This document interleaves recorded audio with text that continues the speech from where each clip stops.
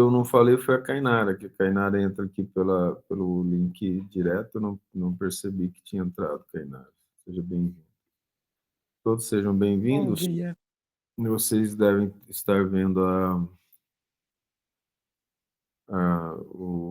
vai começar o capítulo 10 de João, vamos fazer a oração inicial. Eu farei agora.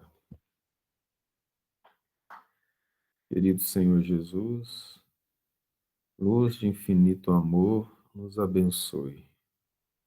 O Senhor é o canal direto com o Pai Celestial. O amor infinito de Deus escoa pelo seu coração amoroso até nós aqui na Terra, que precisamos desse auxílio para termos as forças para vencermos nossas más inclinações, nossas dificuldades. Tenhamos o ânimo para vencermos e entendermos que a felicidade depende exclusivamente do nosso desejo de fazer o bem, da nossa vontade de estar perto de Deus. Nós temos condições de nos aproximar muito do nosso Pai Celestial com a oportunidade da reencarnação, direcionando as nossas forças para o bem, para o amor, para a bondade. Muito obrigado, Senhor, e que a tua luz envolva os nossos corações dos nossos lares e familiares, para que, aprendendo, levemos a todos não somente o conhecimento verbal ou das ações, mas na ação invisível para os olhos humanos, das boas vibrações que podemos carregar conosco, afetando positivamente encarnados e desencarnados, esses últimos que nos veem com mais detalhe e conhecem os nossos pensamentos, pois os emitimos de forma clara para todos aqueles que estão à nossa volta. E se o nosso íntimo é puro, se o nosso íntimo brilha pelas boas intenções, o nosso brilho haverá de acender luz não somente nos nossos corações, mas de todos aqueles que estão à nossa volta, consciente ou inconscientemente, porque o bem é lei eterna de todo o universo, pois estamos aqui como criaturas e filhos do Pai Celestial, cujo amor, o bem e a caridade é a base da sua criação. Muito obrigado, Senhor. Que assim seja, graças a Deus.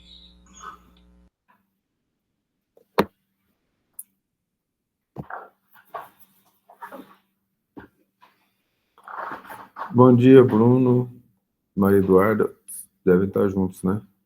Bom dia, Thales. Bom dia. Tudo bem aí? Tudo bem por aí? Tudo bem, graças a Deus. Se vocês quiserem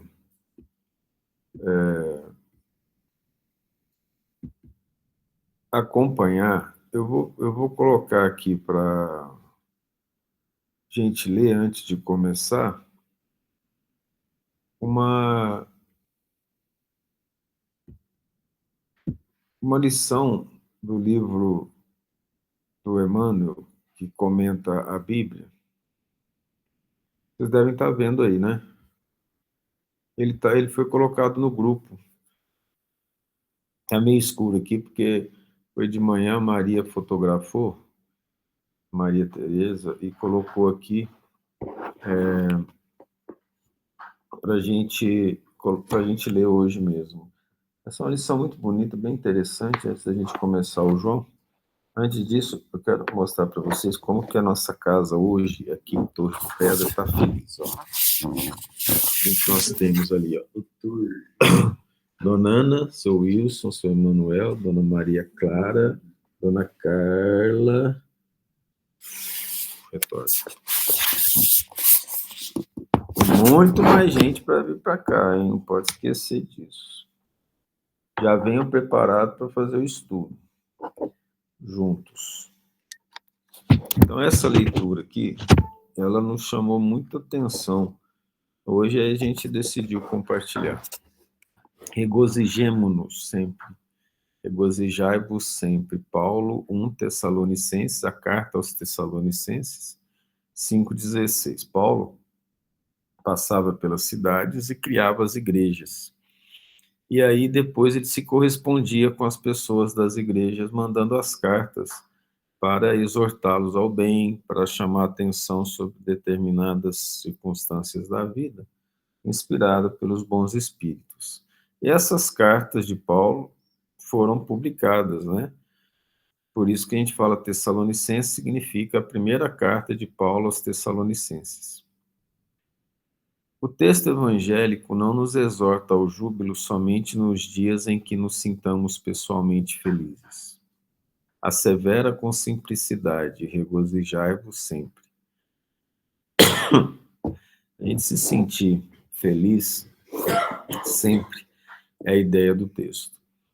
Não, nada existe no mundo que não possa transformar-se em respeitável motivo de trabalho, alegria e santificação.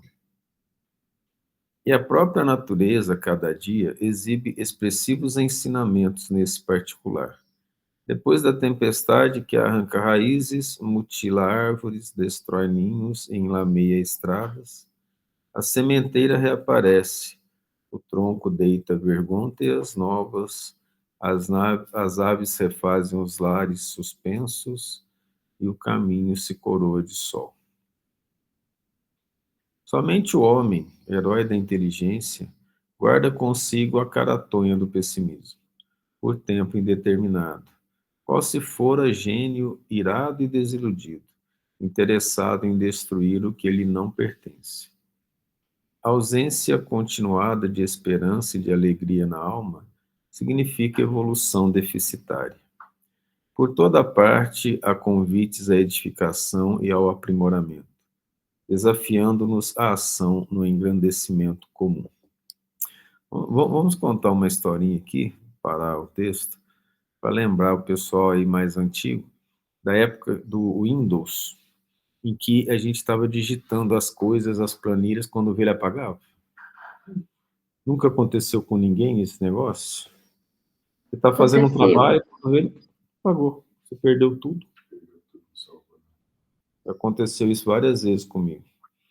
Aí eu me lembro de uma dessas histórias em que o amigo espiritual falou assim, estava escrevendo um artigo, né?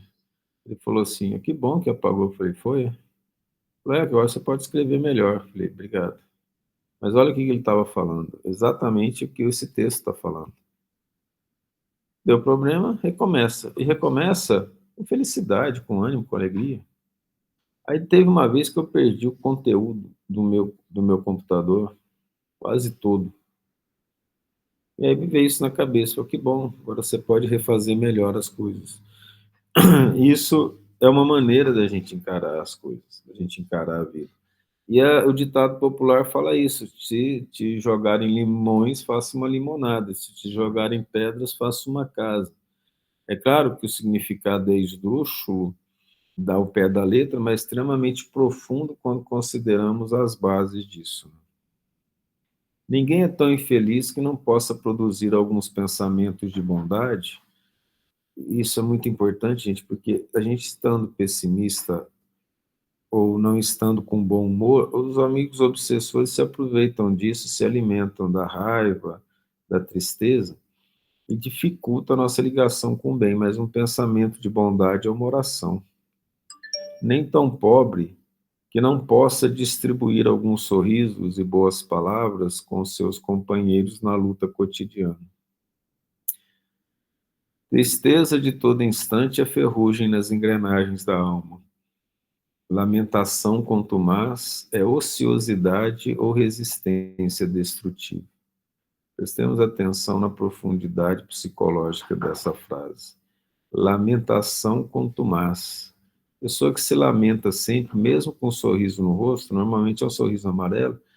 É difícil, né? Jogando uma simpatia. O grande Emmanuel, que conhece profundamente os homens, disse, é ociosidade. Ou resistência destrutiva, resistência em trabalhar, em fazer o bem.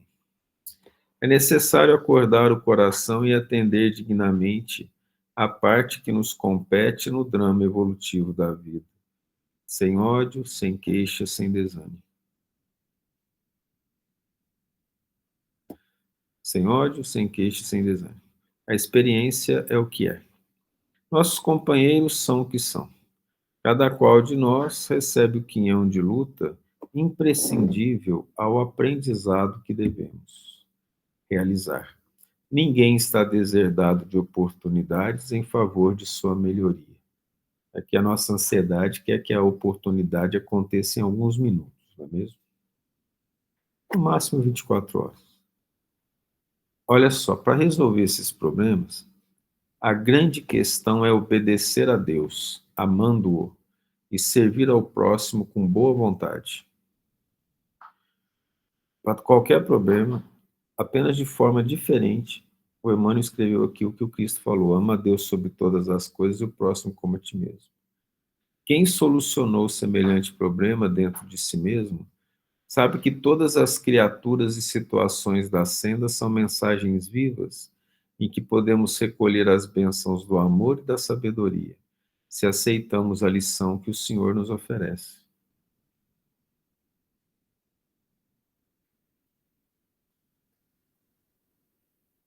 A questão é aceitar, né? Porque dor é lição, dificuldade gera aprendizado. Situação difícil, libertação da alma, se a gente quiser se libertar. Vamos lembrar do Cristo dizendo: basta o seu dizer sim, sim, não, não, que passar disso é de procedência maligna. Nesse sentido, pois, não nos esqueçamos de que Paulo, o intimorato trabalhador do Evangelho, sob tormentas de preocupações, encontrou recursos em si mesmo para dizer aos irmãos de luta: regozijai-vos sempre. Aí fica aqui a mensagem para a gente começar. Uma mensagem bem bonita, bem chamativa. Emmanuel nos traz bases primorosas para o entendimento de nós mesmos, tendo como base o Evangelho do Cristo. Falar em Evangelho do Cristo, nós paramos no capítulo 10 do apóstolo João, o discípulo amado. Depois que o Cristo tinha curado o cego, depois que o cego foi chamado pelo Sinédrio, depois que o pai do cego foi chamado, a mãe do cego pediu para perguntar para ele, chamaram de novo, ele testemunhou o Cristo, depois ele saiu, o Cristo encontrou com ele, perguntou se ele queria saber quem que era o Messias, ele disse que sim, ele falou: você está falando com ele, e ele foi segui-lo. Comecemos então o capítulo 10 de João. Na verdade vos digo, que aquele que não entra pela porta do curral das ovelhas, mas sobe por outra parte, é ladrão e salteador. Mas aquele que entra pela porta é o pastor das ovelhas. A este o porteiro abre, e as ovelhas ouvem a sua voz, e chama pelo nome as suas ovelhas e as traz para fora. E quando tira para fora suas ovelhas, vai adiante delas, e as ovelhas o seguem, porque conhece a sua voz. Mas de modo nenhum seguirão o estranho, antes fugirão dele, porque não conhece a voz dos estranhos. Gente, uma parábola dessa aqui, o indivíduo enlouquece, né?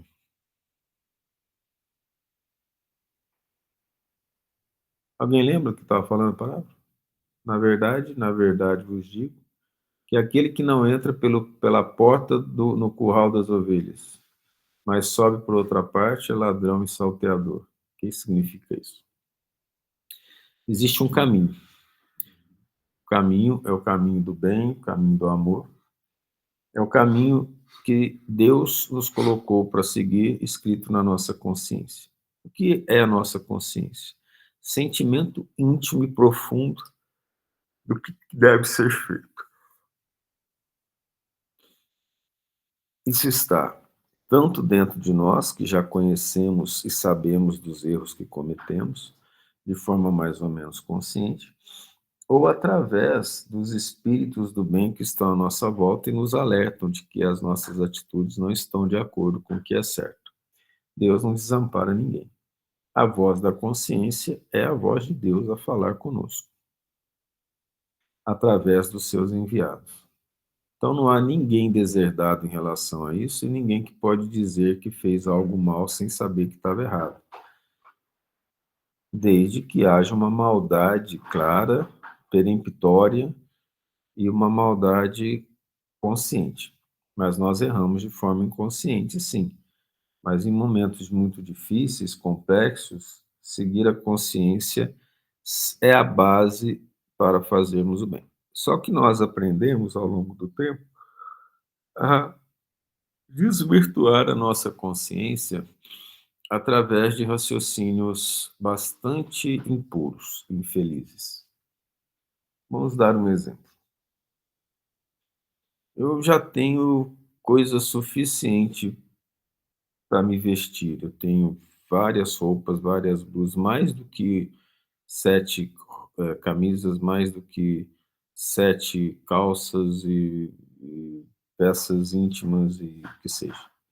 Eu falei mais que 7, considerando que é uma para cada dia da semana e dá tempo de lavar, tá? Também falei isso porque quando eu comecei a trabalhar e ganhei meu dinheiro e eu morava em república e era complicado lavar e fazer as coisas e escolher a roupa, eu comprei 7 camisas iguais. Eu não precisava escolher, só pegava. Aí o que acontece? Se eu já tenho isso, aí eu falo, nossa, mudou o clima, estou precisando de uma blusinha. Você abre seu guarda-roupa, tem lá 20 blusas. Tá bom, 10. Ok, 4 blusas. O que acontece? Aí vem a informação assim, mas você vai gastar com uma coisa que vai ser supérflua? Aí a pessoa fala, mas eu mereço, eu trabalho, eu faço as minhas coisas, faço a minha parte. Eu preciso disso, vai me fazer bem. O que eu estou fazendo? Eu estou falando comigo mesmo, indo contra o que a consciência está me dizendo, porque nada que seja supérfluo é necessário, e tudo que é além do necessário é desperdício, e tudo que é desperdício é contra a lei de Deus. Vocês não entenderam o que eu falei, eu posso repetir através de outros exemplos. E aí, a nossa consciência ela é denegrida por nós mesmos e pela sociedade. Porque se você perguntar para a maioria das pessoas da sociedade, fala, você tem dinheiro? Então compra. Compreendeu? Então, a nossa consciência foi denegrida ao longo do tempo por nós mesmos e pela sociedade. Porque numa sociedade em que apenas o necessário fosse utilizado, não estou falando que o necessário é farrapo ou trapo, não. Estou falando o necessário utilizado, de acordo com os bons espíritos, não haveria excesso nas casas e não faltaria quem não tem. Então, aquele que percebe que tem a mais, ele doa para aquele que não tem. Ou ele utiliza o recurso para aqueles que não têm, que é o que nos ensina o Cristo. Em toda a sua doutrina, em toda, não precisa nem de uma parte, não precisa nem falar um versículo, é em toda a sua doutrina. Então, o que significa aquele que não entra pela porta no curral das ovelhas, mas sobe por outra parte é ladrão e salteador? Há um caminho que Deus fez e organizou para a evolução na Terra e para os filhos. Nesse caminho há somente um Cristo, uma verdade, que é o bem e o amor ao próximo, que a gente leu, amar a Deus sobre todas as coisas e o próximo como a ti mesmo, obedecer a Deus. Qualquer outro que ensinar qualquer outra coisa diferente disso, por mais que pareça isso, está entrando pela porta errada. Então ele é ladrão e salteador, ele está roubando a esperança, ele está roubando o tempo das pessoas. Não sei se ficou claro esse primeiro versículo agora. Entenderam a questão? Demorou, né, para chegar ali?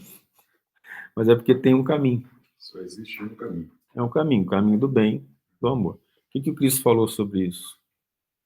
Porfiai por entrar pela porta estreita. Largo e espaçoso é o caminho da perdição. Entendeu? Então, há um caminho. Agora, outros caminhos espaçosos. Bom dia. Bom dia. Compreenderam a questão? Então, de novo, no versículo 1. Na verdade vos digo que aquele que não entra pela porta no curral das ovelhas, mas sobe por outra parte, é ladrão e salteador. Onde que é o curral das ovelhas? São aqueles que seguem o Cristo. Quem é a ovelha? Por que que o Evangelho coloca o Cristo como ovelha? divina, como cordeiro. Porque o cordeiro vai para o matadouro sem fazer barulho. Ele vai em silêncio. Ele é dócil, ele é manso, pacífico. Quem é da roça sabe disso. Tenta matar um porco. Parece que o bicho sabe que vai morrer. Você chega com o porco, esconde a faca atrás. Eu já vi isso acontecer na roça. Era triste, eu era menino. A pessoa escondia a faca atrás, o porco começava. Ué, ué. Eu falei, como é que o porco sabe? Eu era menino, pensava, como é que o porco sabe? O porco é médium? Ele cheira, né? A adrenalina, ele cheira a diferença de comportamento. E aí o porco faz uma barulheira danada. E aí, não somente baseado nisso, mas utilizando isso como recurso didático, para que, por exemplo, comer carne de porco pode gerar cisticercose, né? Já ouviu falar da Taenia solium e da saginata? A Taenia solium é o verme que se pega do porco, né? A gente é um hospedeiro intermediário e ela forma pequenos cisticercos nos órgãos moles, principalmente no cérebro, onde tem mais circulação. Sabia-se disso na antiguidade, os egípcios sabiam, Moisés tinha estudado com os egípcios, então Moisés proíbe a carne de porco. Por quê? Como é que você vai explicar para o pessoal? Olha, o cisticerco foi descoberto agora, há pouco tempo, porque sabia, desconfiava que as pessoas comiam muita carne de porco tinham problemas. Aí, você vai explicar isso para um povo semi-analfabeto, então ele falou assim, o, a ovelha, o cordeiro, é o animal de Deus, porque ele vai para o sacrifício sem reclamar, mas o porco não é, então proibiu o porco para os judeus não comem carne de porco. Entenderam a questão? Ficou claro isso? Com isso, curral das ovelhas, quem está lá são as pessoas mansas, pacíficas, que querem ouvir aquele que vai entrar pela porta da salvação. Eu sou o caminho, a verdade e a vida, ninguém vem ao Pai senão por mim. Então, ele é o Senhor que veio nos trazer as informações necessárias para a nossa felicidade. Então, Cristo falou, aquele que entra pela porta das ovelhas, do curral das ovelhas, esse é o verdadeiro pastor. Mas se entrar por outro lado, ele é salteador. O que é entrar por outro lado? Vocês já perceberam que muitos dos orientadores espirituais não são verdadeiramente orientadores espirituais, mas têm seus próprios interesses, ou isso nunca aconteceu? Nós encontramos padres pedófilos, padres maldosos, pastores enriquecendo ilicitamente. Essas pessoas são aqueles que entram por uma outra parte para falar às ovelhas e a ladrão e salteador. Compreenderam a questão? Todo aquele que não segue o Cristo é ladrão e salteador. Todo aquele que vai falar às ovelhas com segundas intenções é ladrão e salteador. Então, está aqui uma das interpretações possíveis do versículo 1 do capítulo 10. Algum comentário?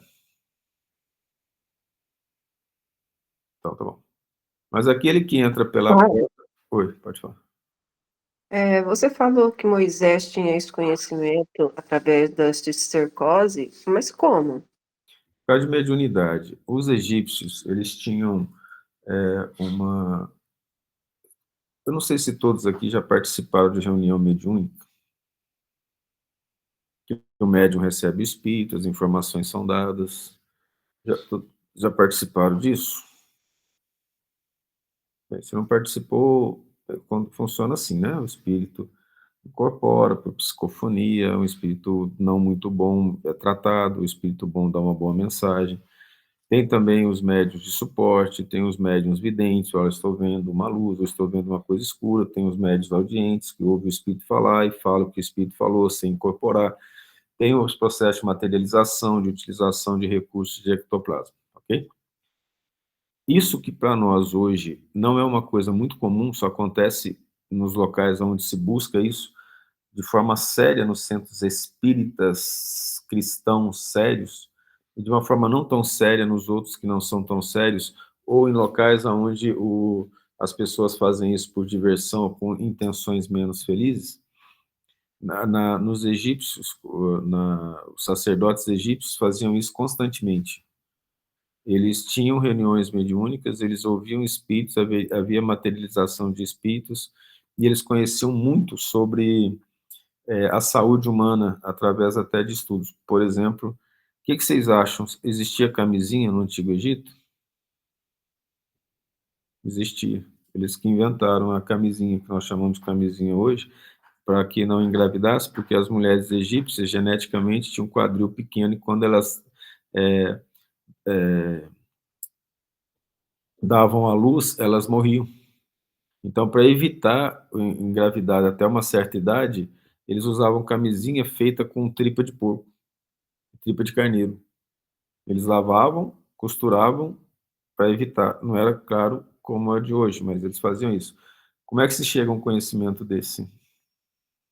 Então, a questão da cisticercose não é necessariamente a cisticercose como nós conhecemos hoje em termos patológicos, mas provavelmente alguém, algum médium ou algum estudioso associou a carne de porco à formação dos cistos no corpo das pessoas.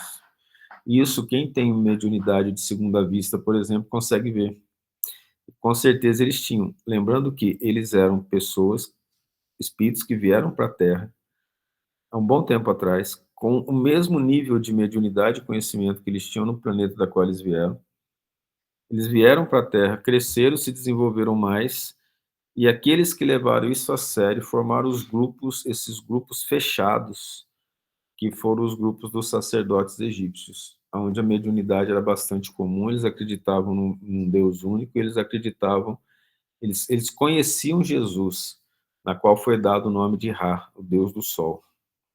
Que depois houve mudança da interpretação original do Deus do Sol, mas eles tinham esse conhecimento. Então, por exemplo, aquilo que foi passado de forma aberta para o povo de Israel, como lavar as mãos antes das refeições, a higiene, isso o Moisés aprendeu junto com os iniciados egípcios, porque ele era filho adotivo do faraó, e os sacerdotes, eles tinham, para ser sacerdote, eles tinham que passar por vários testes, inclusive esses testes envolviam, segundo a vista, mediunidade. Teste de resistência física e resistência moral. Mas o faraó e a família, eles eram iniciados nos conhecimentos fechados dos sacerdotes. Como Moisés era filho adotivo do faraó, ele foi iniciado nos conhecimentos fechados dos egípcios. Eu não sei se respondeu, Ana Paula. Muito. Aí, dentro dessas circunstâncias que a gente está vendo, o que acontece ali em relação a essa questão das ovelhas? O que é a ovelha e o cordeiro? Aqueles mansos que aceitaram o verdadeiro conhecimento. Deus, então, preparou o seu filho, que na verdade é o governador da terra. E a gente pode ler isso lá no livro O Caminho da Luz, que Deus entregou para o Cristo. Cristo não é o Criador, ele é o co-criador, como todos nós somos. Nós vamos entender criação e cocriação, utilizada pelo André Luiz, no livro Evolução em Dois Mundos. Ele chama de co-criador em plano menor. No caso, os anjos, os cristos, são co-criadores em planos maiores. Então, o Cristo e a equipe dele recebe uma parte da nebulosa solar onde a Terra vai se desenvolver, e ele vai cuidar da evolução, tanto da parte física do planeta, junto com outros cristos, mas ele passa a ser o grande responsável pela evolução moral do planeta e viria a encarnar conosco. Então, ele é o verdadeiro Cristo. Todo aquele que não entra pela porta que Deus preparou para o curral das ovelhas, e nós somos as ovelhas, mas tem ovelha que vai aceitar ou não vai aceitar o conhecimento, ele vai trazer, é o falso profeta, falso Cristo.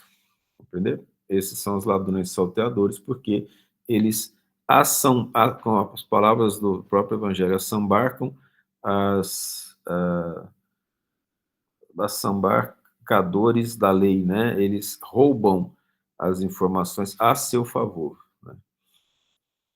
E aí tem vários favores, gente, assim, em todos os lugares, em todas as seitas, tem indivíduo que ele quer usar Jesus, e Jesus é a base, o pano de fundo para ele poder ganhar dinheiro, para poder ter um bom comércio. A gente já viu coisas assim absurdas, de pessoas entrarem numa igreja, mudarem de religião, porque tinha uma loja, né? E ele foi lá para aquela religião para poder juntar mais gente, para poder comprar na loja, fazer propaganda da loja.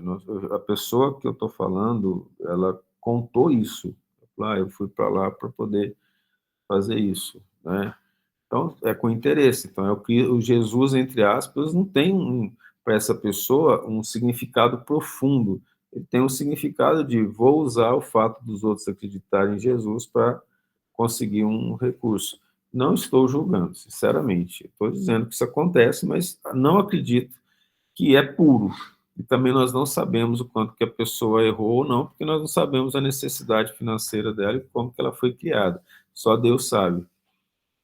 A este o porteiro abre, e as ovelhas ouvem sua voz, e chama pelo nome das suas ovelhas e as traz para fora. Ou seja, ele conhece todos aqueles que aceitaram trabalhar pelo bem.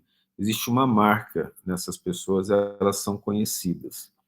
Quando nós nos transformamos e aceitamos trabalhar pelo bem, existe uma luz que se faz dentro do nosso íntimo, dentro da nossa alma, e se essa vontade ela não diminui, não significa que a gente não vai errar, não, tá? É a vontade de trabalhar para Jesus com luta constante para se melhorar, acende uma luz íntima e essa luz ela é vista pelos desencarnados. Essa luz é vista tanto pelos bons quanto pelos maus. Então, os obsessores perseguem porque eles sabem, por essa luz, que o indivíduo é trabalhador do Cristo, e eles perseguem o Cristo, porque existem obsessores que são perseguidores do Cristo, de todos aqueles que seguem o Cristo. Então, como que ele sabe o nome? Cristo conhece todos nós pelo nome, todos nós que queremos trabalhar para ele pelo nome, conhece a nossa vida, conhece o nosso passado, conhece em detalhes aquilo que nós não temos ideia. Em determinado momento, num momento de uma reunião mediúnica em que estávamos, eles me falaram que um determinado espírito que faleceu, eu agora me fugiu o nome dele. Eu falei, ele falou, ele conhece todos os espíritas pelo nome, do Brasil ou fora do Brasil, e todos aqueles que deveriam ser e não são, e todos aqueles que prometeram trabalhar, trabalham ou não trabalham, ele conhece e sabe quem é. Não sabe os detalhes que o Cristo sabe, mas eles conhecem. Aí depois da desencarnação do Chico, falaram isso também, que o Chico é um espírito que tem capacidade de conhecer todos os espíritas, pelo menos, por causa do compromisso dele com o espiritismo. Então, chamar pelo nome significa conhecer cada um dos seus discípulos. Então, Cristo conhece cada um dos seus discípulos. Nenhuma reencarnação acontece sem autorização do Cristo na Terra. Claro, sempre com autorização de Deus. Mas a autorização máxima da reencarnação na Terra é o Cristo. Qualquer tipo de reencarnação. A gente fala no Espiritismo em reencarnação compulsória, o indivíduo reencarna pela lei da natureza. Mas porque o Cristo permite. Porque Deus permitiu, porque senão não aconteceria. Mas a gente não tem um planejamento. Não tem um planejamento no plano perto de nós. Como aquele planejamento que a gente viu nos livros do André Luiz, em que o indivíduo prepara, organiza. Lá em cima, eles planejam tudo, eles já sabem o que vai acontecer. Acima daquilo que nós lemos no livro do André Luiz, muito importante a gente entender. Só nos foi dado conhecer o nível espiritual do umbral, do bom umbral, porque o nosso lar está no umbral. Esse nível nós conhecemos. Acima nós não temos ideia. Para vocês terem uma ideia disso, no livro E a Vida Continua, em que o André Luiz é um mentor de um grupo de espíritos que está ali, a gente percebe que ele não se fez visível para determinados espíritos que estavam trabalhando numa outra colônia que é inferior ao nosso lar. E dá para entender que o André Luiz e algumas equipes que ele trabalhava, muitas vezes, recebia informações de espíritos superiores, como o caso, por exemplo, de alguns dos mentores do André Luiz que falavam, não consigo tomar decisão agora, preciso ir a tal local, conversar com os superiores. E esses superiores, por sua vez, tinham superiores. Então, existe o ser que toma conta de tudo, que é o Cristo, que autoriza de cima para baixo todas as coisas aqui na Terra, porque ele tem contato diretamente com Deus, todo anjo tem contato diretamente com Deus. Então, o Cristo é um ser com uma capacidade de conhecer todos os espíritos associados à Terra e mais, talvez até o sistema solar, sua história, sua base, e tem condições de planejar a encarnação em detalhes que nós desconhecemos. Ler os livros do André Luiz inteiro, compreender tudo que ele falou lá, tudo, estou dizendo tudo, em detalhes, ainda é o bem que existe num plano chamado umbral. Ainda não é nível superior. O livro que nós temos que fala sobre o que acontece no nível superior ao umbral, ou seja, o nível 1 depois do umbral, é o livro Carta de uma Morta, da mãe do Chico Xavier, que foi para essa região. E ela fala assim, dizem que eu estou em planos superiores, eu estou no primeiro nível depois do umbral, ela disse. Entende? Então, o nosso nível de entendimento da parte espiritual, que já não é fácil compreender, ele é um nível umbralino, que é o que nós merecemos. Né? Então, quem que é o porteiro? O porteiro pode ser qualquer espírito acima do Cristo ou o próprio Deus, porque foi tudo preparado para que ele viesse, o pastor viesse. Mas ele não é o porteiro, ele é o pastor. O porteiro é acima dele, que abre a porta. Para vocês terem uma ideia um pouco sobre isso, no Apocalipse, quando lido com mais detalhes, nós vamos ver que João conta que o Cristo, ele se submete a um grupo de espíritos, de anjos, que vão julgar a terra, que são acima dele. Entende? E quando tira para fora as suas ovelhas, vai adiante delas, porque ele está dando o exemplo. E as ovelhas o seguem, porque conhecem a sua voz. O que é conhecer a voz? Quem é pastor sabe disso. Não precisa ser pastor de ovelha, não. Hoje o Wilson estava aqui ensinando para a Maria Clara como conversar com as vacas, foi ontem. Estava conversando com as vacas. O que é isso? O pessoal já faz uns barulhos. Por que você acha que tem um berrante? Você acha que tem um berrante? O vaqueiro vai lá, toca o berrante, a boiada já se prepara. Então, eles conhecem a voz. Quando não tem berrante, o pessoal chega, op, op, vai falando com as vaquinhas vão se ajeitando para se preparar para entrar no curral. Então, o que o Cristo pegou foi um exemplo natural, né? O que as ovelhas querem? Comida. Levei comida. Aí eu faço uma coisa que o Skinner, né, o psicólogo americano, estudou lá, né?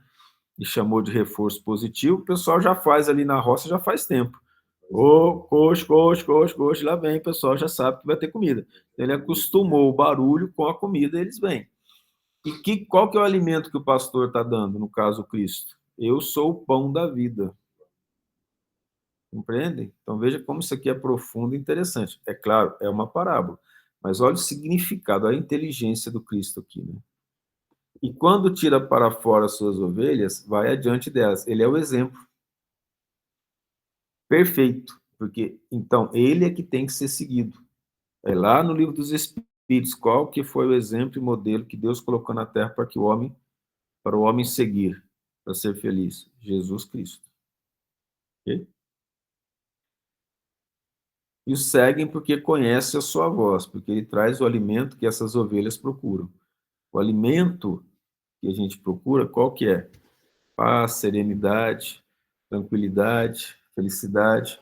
Vinde a mim todos vós que estáis cansados e fatigados, e aprendei de mim que sou manso e humilde de coração, porque meu fardo é leve e meu jugo é suave. Ele é o pastor.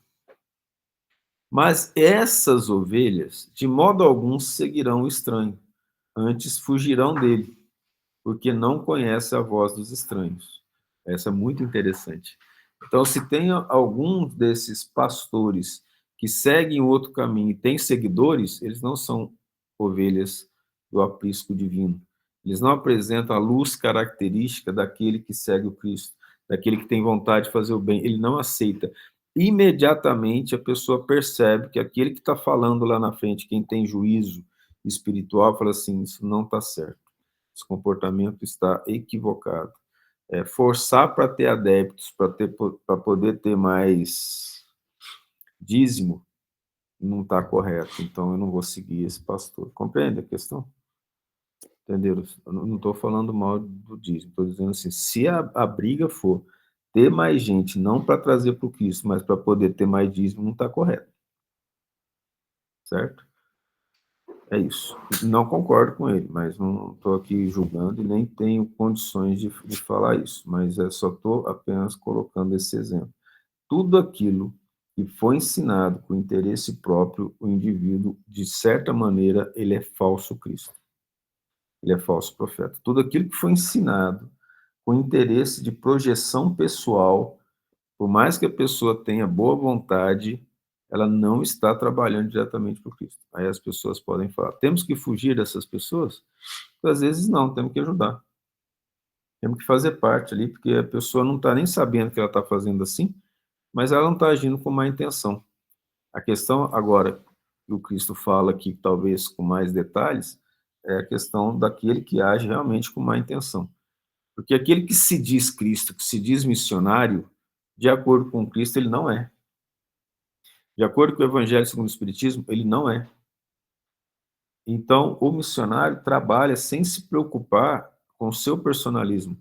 Aliás, uma das frases de Paulo é: eu tenho que diminuir para que ele cresça. Frase do Cristo: eu tenho que diminuir para que Deus cresça. Então, todas as vezes que se trabalha com personalismo, com interesse próprio, financeiro ou de poder temporal, o indivíduo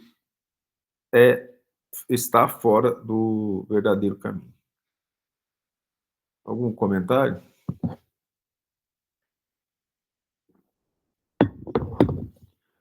Agora vamos para a novidade, no versículo 6. Jesus contou-lhes essa parábola, porém eles não entenderam o que era que ele lhes dizia. Simples. É muito difícil compreender. Nós temos aqui a chave do Espiritismo, da reencarnação, dos livros que o Emmanuel trouxe, que o André Luiz trouxe, que o Kardec trouxe. Aí a gente lê, e o que é o Espiritismo? É o cristianismo explicado. Não há doutrina espírita sem Cristo.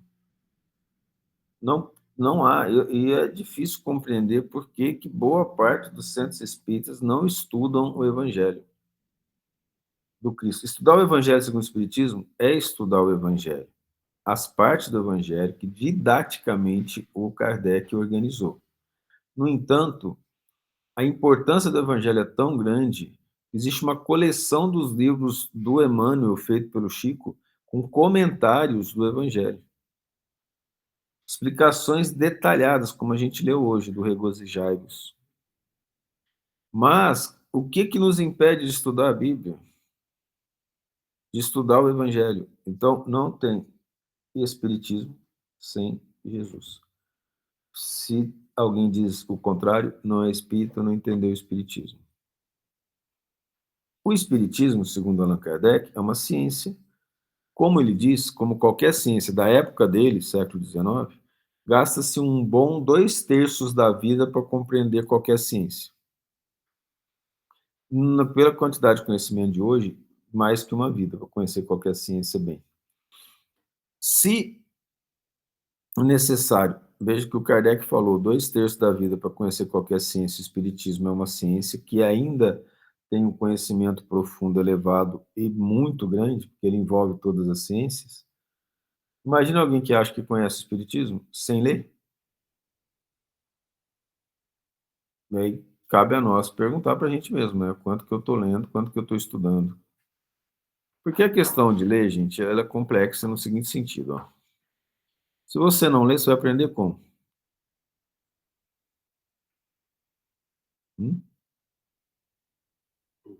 Ouvindo. Você vai confiar em todo mundo que te fala?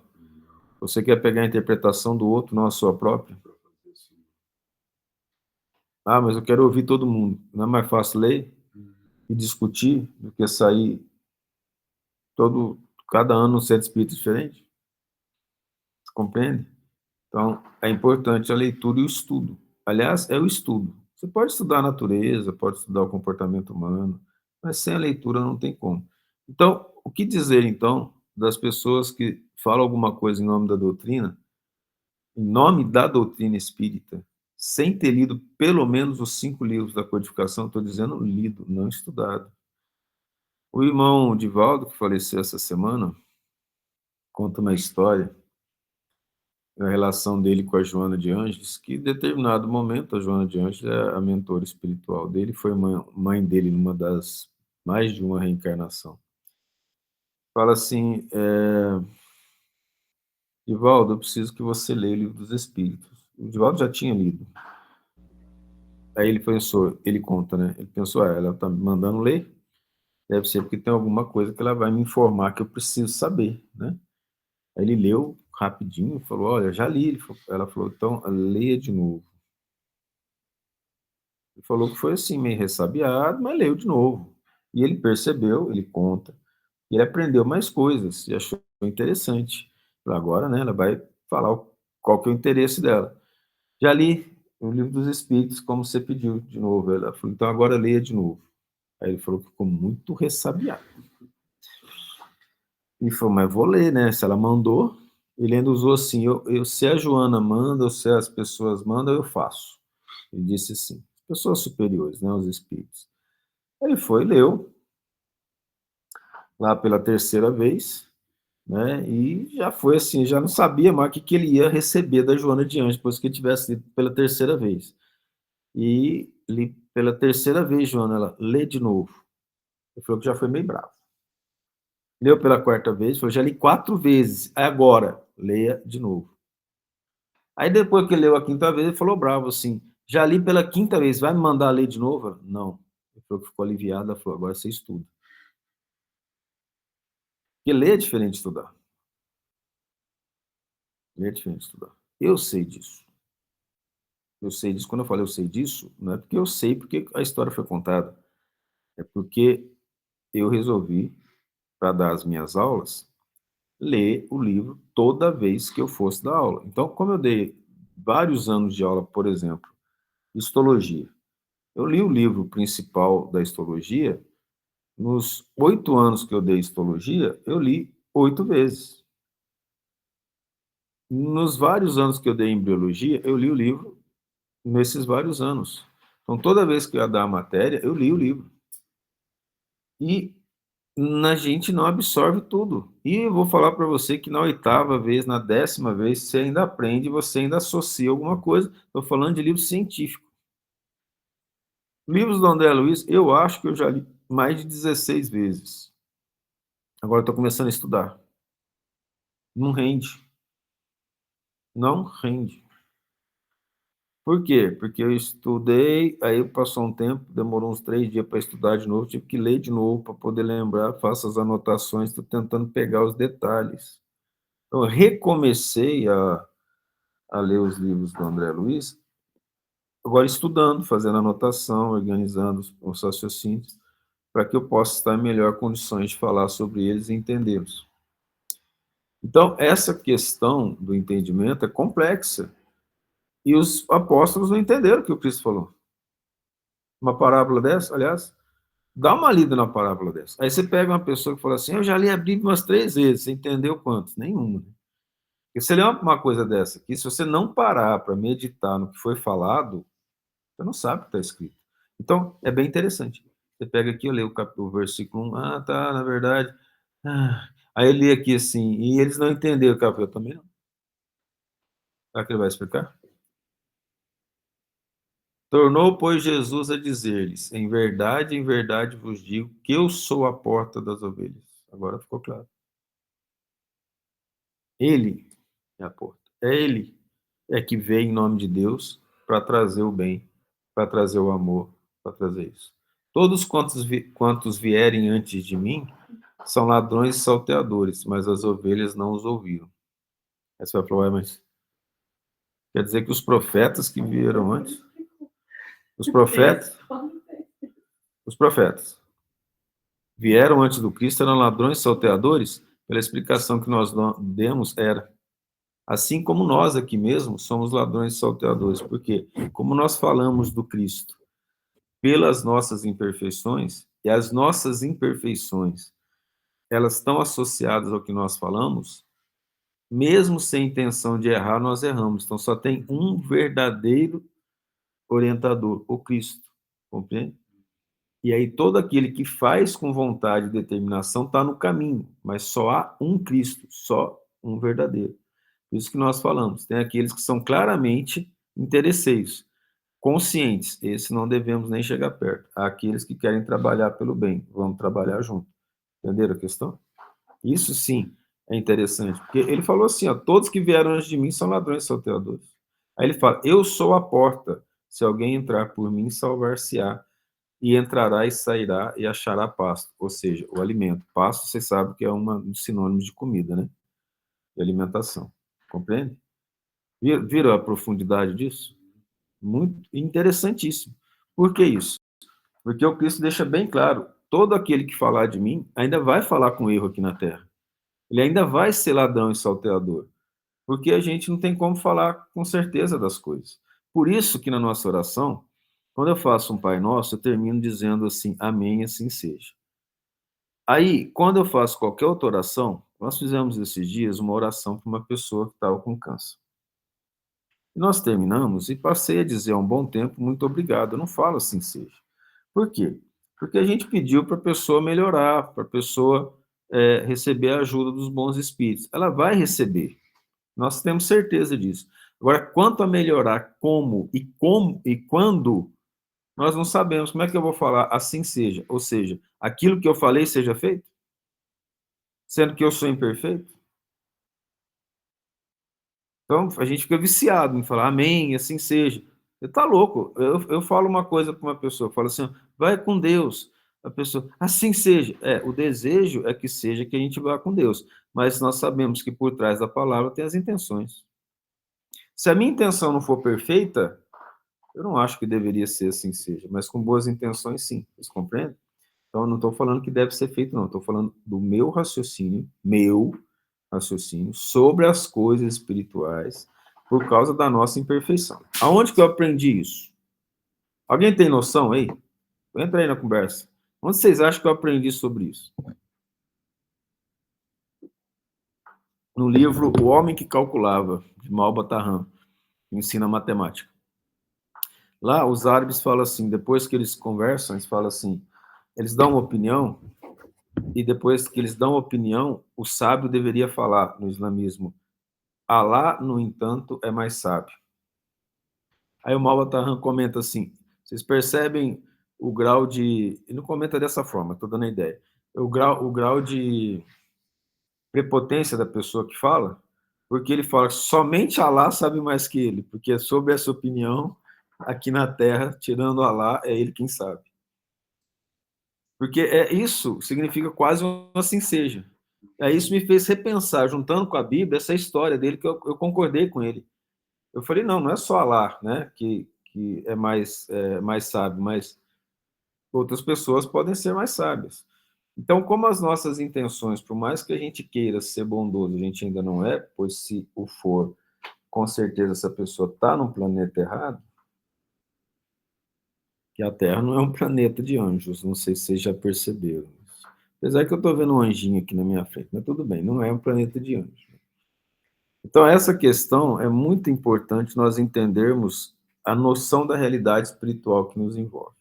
O ladrão não vem senão para roubar, para matar e para destruir. Esse matar, gente, não é somente o matar o corpo, matar a esperança, matar a alegria, matar a felicidade, matar o ânimo, matar a boa vontade.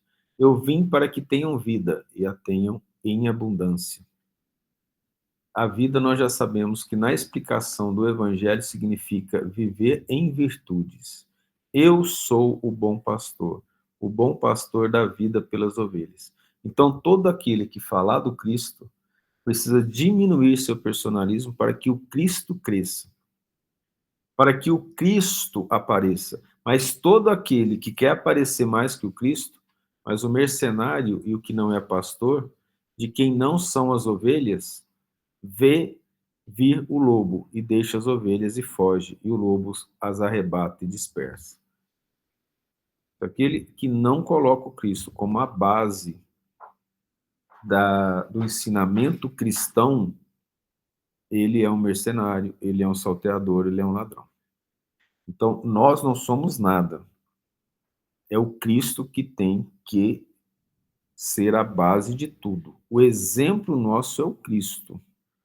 Se for para trabalharmos pelo bem, é pelo nome de Jesus Cristo. E se falarmos alguma coisa, por mais inteligente e capaz que nos achemos, se não colocarmos o Cristo como referência, nós somos ladrões, salteadores e mercenários da palavra de Deus.